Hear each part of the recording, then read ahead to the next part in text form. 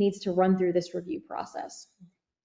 So it's a very content heavy type of role, right? You're reviewing a lot of content, references, things like that. And I've sat, in this type of role as a medical director previously at other positions, and you've got to be very detail oriented. One of the questions that comes to mind for me, and I'm sure a lot of our viewers today are thinking about this, is today we live in the age of AI. There's a lot of AI generated content. So for you guys at MERS or just in general from what you've seen in the industry, I guess my first question is there some type of policy around AI generated content if people, let's say medical writers, people in medical information are using AI to generate, let's say, a standard response document in response to a physician's inquiry or for a promotional piece? Is there a policy or governance around that? And then how do you handle that, I guess, in terms of generative AI, if you're using these tools to respond to physicians? How's that all working? How are you integrating that? Yeah, excellent point. I think we're all trying to keep up with the evolution of AI. I think companies are just trying to stay on top. I don't know if we can stay ahead of, we're trying to stay on top of AI and the way it's evolving.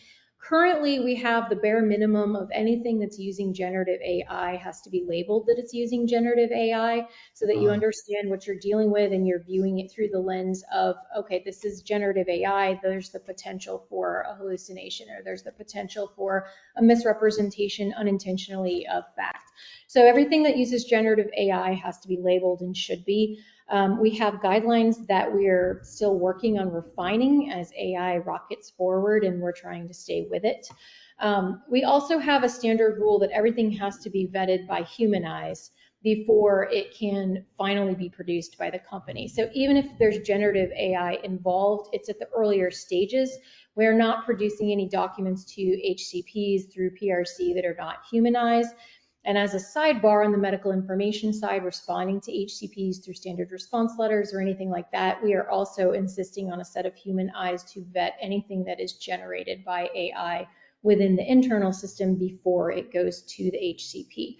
Because right now we're not in a place where we can compliantly be sure that AI is not going to produce something that's potentially misrepresentative or right. potentially hallucinogenic.